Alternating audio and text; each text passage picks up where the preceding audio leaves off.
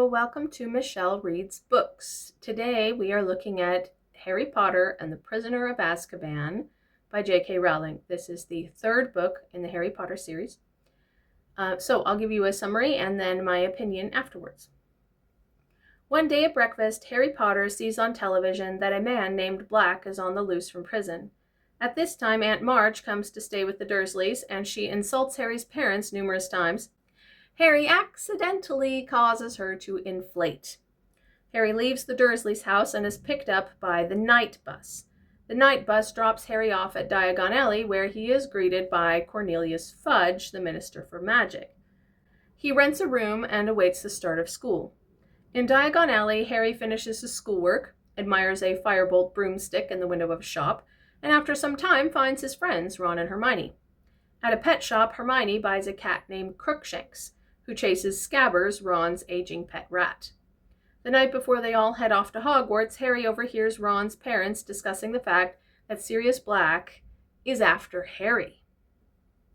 The students board the Hogwarts Express train and are stopped once by a Dementor. Harry faints and is revived by Professor Lupin, the new Defense Against the Dark Arts teacher. Soon afterward, the students arrived at Hogwarts and classes begin. In divination class, Professor Trelawney foresees Harry's death by reading tea leaves and finding the representation of a Grim, a large black dog symbolizing death. In the Care of Magical Creatures class, Hagrid introduces the students to hippogriffs, large, deeply dignified crosses between horses and eagles. Malfoy insults one of the beasts, Buckbeak, and is kicked. Malfoy drags out the injury in an attempt to have Hagrid fired and Buckbeak killed. In Defense Against the Dark Arts, Professor Lupin leads the class in a defeat of a boggart, which changes shape to appear as the viewer's greatest fear. For Lupin, it turns into an orb. For Ron, a spider. Harry doesn't have a chance to fight it. Harry stays behind from a Hogsmeade trip because he didn't have permission to go, and talks to Professor Lupin. Harry discovers that the reason he wasn't allowed to fight the boggart was that Lupin had worried that it would take the shape of Voldemort. This concern catches Harry by surprise because Harry had been thinking even more fearfully about the awful Dementors. Snape brings Lupin a steaming potion, which Lupin drinks, much to Harry's alarm. Later that night, Sirius Black breaks into Hogwarts and destroys the fat lady portrait that guards Gryffindor Tower. The students spend the night sleeping in the Great Hall while the teachers search the castle. Soon afterwards, Quidditch moves into full swing, and Gryffindor House plays against Hufflepuff. During the game, Harry sees a horde of Dementors coming closer. He loses consciousness and falls off his broomstick. Harry wakes to find that his trusty broomstick has flown into the Whomping Willow and been smashed in his fall, and the game itself was lost. Later, Harry learns from Lupin that the Dementors affect Harry so much because Harry's past was so horrible. During the next Hogsmeade visit, Fred and George Weasley give Harry the Marauders map, printed by the mysterious quartet of Moony, Prongs, Wormtail, and Padfoot. This map leads him through a secret passageway into Hogsmeade, where he rejoins Ron and Hermione. Inside the Hogsmeade Tavern, Harry overhears Cornelius Fudge discussing Sirius Black's responsibility for Harry's parents' death, as well as for the death of another Hogwarts student, Peter Pettigrew, who was blown to bits, leaving only a finger. Back at Hogwarts, Harry learns that Hagrid received a notice saying that Buckbeak the Hippogriff, who attacked Malfoy, is going to be put on trial, and Hagrid is inconsolable. The winter holidays roll around. For Christmas, Harry receives a Firebolt, the most impressive racing broom in the world. Much to his and Ron's dismay, Hermione reports the broomstick to Professor McGonagall, who takes it away out of fear that it may have been sent and cursed by Sirius Black. After the holidays, Harry begins working with Professor Lupin to fight Dementors with the Patronus charm. He is moderately successful, but still not entirely confident in his ability to ward them off.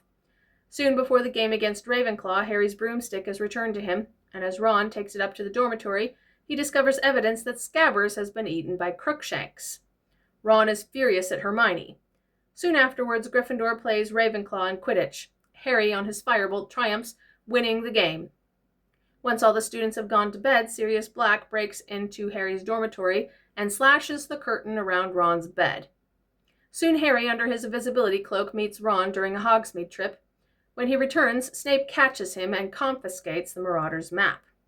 Lupin saves Harry from Snape's rage, but afterwards he reprimands him severely for risking his safety for a bag of magic tricks. As Harry leaves Lupin's office, he runs into Hermione, who informs him that Buckbeak's execution date has been set. Around this time, Hermione is exceptionally stressed by all her work, and one day she slaps Malfoy for picking on Hagrid, and she quits divination, concluding that Professor Trelawney is a great fraud. Days later, Gryffindor beats Slytherin in a dirty game of Quidditch, winning the cup. Exams roll around, and during Harry's pointless divination exam, Professor Trelawney predicts the return of Voldemort's servant before midnight. Ron, Hermione, and Harry shield themselves in Harry's invisibility cloak and head off to comfort Hagrid before the execution. While at the cabin, Hermione discovers Scabbers in Hagrid's milk jug. They leave, and Buckbeak is executed. As Ron, Harry, and Hermione are leaving Hagrid's house and reeling from the sound of the axe, the large black dog approaches them, pounces on Ron, and drags him under the Whomping Willow. Harry and Hermione and Crookshanks dash down after them. Oddly, Crookshanks knows the secret knob to press to still the flailing tree. They move through an underground tunnel and arrive at the Shrieking Shack. They find the black dog has turned into Sirius Black and is in a room with Ron. Harry, Ron, and Hermione manage to disarm Black, and before Harry can kill Black, avenging his parents' death, Professor Lupin enters the room and disarms him. Harry, Ron, and Hermione are aghast as Lupin and Black exchange a series of nods and embrace. Once the three students calm down enough to listen, Lupin and Black explain everything. Lupin is a werewolf who remains tame through a special steaming potion made for him by Snape. While Lupin was a student at Hogwarts, his best friends, James Potter, Sirius Black, and Peter Pettigrew, became animagi, humans able to take on animal forms, so that they could romp the grounds with Lupin at the full moon. They explain how Snape once followed Lupin toward his transformation site in a practical joke set up by Sirius, and was rescued narrowly by James Potter. At this moment, Snape himself reveals himself from underneath Harry's dropped invisibility cloak, but Harry, Ron, and Hermione disarm him, rendering him unconscious. Lupin and Black then explain that the real murderer of Harry's parents is not Black, but Peter Pettigrew, who has been presumed dead but really hidden all these years, disguised as Scabbers. Lupin transforms Scabbers into Pettigrew, who squeals and hedges but ultimately confesses, revealing himself to be Voldemort's servant, and Black to be innocent. They all travel back to Hogwarts, but at the sight of the full moon, Lupin, who had forgotten to take his controlling tonic, the steaming liquid, turns into a werewolf. Sirius Black responds by turning into the large black dog in order to protect Harry, Ron, and Hermione from Lupin. As Black returns from driving the werewolf into the woods, a swarm of Dementors approaches, and Black is paralyzed with fear. One of the Dementors prepares to suck the soul out of Harry, whose Patronus charm is simply not strong enough. Out of nowhere, a Patronus comes that drives the Dementors away, and Harry faints. Harry awakens in the hospital wing to hear Snape and Cornelius Fudge discussing the fact that Sirius Black is about to be given the fatal Dementor's kiss. Harry and Hermione protest, claiming Black's innocence, but to no avail. Then Dumbledore enters the room, shoos out the others, and mysteriously suggests that Harry and Hermione travel back through Hermione's time-turning device and save both Black and Buckbeak. Hermione turns her hourglass necklace back 3 turns, and Harry and Hermione are thrust into the past, where they rescue Buckbeak shortly before his execution. From a hiding place in the forest, Harry watches the Dementor sequence and discovers that he had been the one to conjure the Patronus, and he is touched and confused to note that his Patronus had taken the shape of a stag, that he recognizes instantly as Prongs, his father's animagi form. After saving his past self from the Dementors, Harry and Hermione fly to the tower where Black is imprisoned, and they rescue Black, sending him away to freedom on Buckbeak's back. The next day, Harry is saddened to learn that Professor Lupin is leaving Hogwarts because of the previous night's scare. Dumbledore meets with Harry and gives him wise fatherly advice on the events that have happened. On the train ride home, Harry received an owl post letter from Sirius that contains a Hogsmeade permission letter, words of confirmation that he is safe in hiding with Buckbeak, and that he was, in fact, the sender of the firebolt, and a small pet owl for Ron. Harry feels slightly uplifted as he returns to spend his summer with the Dursleys. It's a lot. This one was a about 9 hours. But it's really interesting, and it's kind of fascinating, like all of the different details that were in it. I feel like it was one of the most well thought out books, and that a lot of the aspects at the beginning go through until the very end. And I think that it's really really cool to watch. And also, like typical Hermione fashion, she wanted to take all of the possible classes, and so they gave her a time turner, which was basically unheard of. And then she uses it later on to basically save the day. And at the end, she drops out of a couple of classes because she decided they're not really necessary and they're kind of silly to be in anyway, like divination, and the other one was Muggle studies, which she was Muggle born, so it's not like she doesn't know what Muggles are and like how they work.